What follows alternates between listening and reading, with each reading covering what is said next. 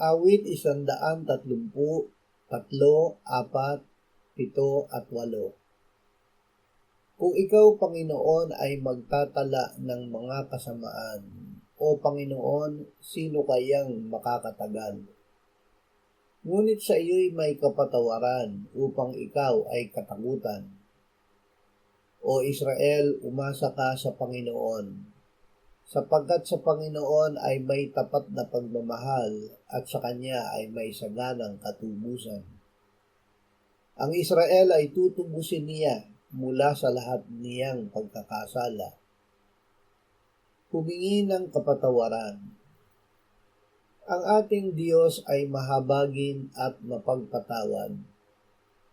Kapag ginising tayo ng Espiritu Santo na tayo ay may kasalanan, agad nating ipahayag ito sa Diyos sa pamamagitan ni Jesus. Hingin natin na tayo ay Kanyang patawarin ayon sa Kanyang awa at pag-ibig sa atin. Huwag matakot na lumapit sa Kanya. Inaanyayahan niya tayo na lumapit sa Kanyang trono ng grasya sa pamamagitan ni Hesukristo na ngayon ay namamagitan para sa atin sa Diyos. Gagawin niya ang Kanyang pangako sa makasalanang nagsisisi. Tayo ay patatawarin at lilinisin niya. Ako ay iyong tinawas pa sa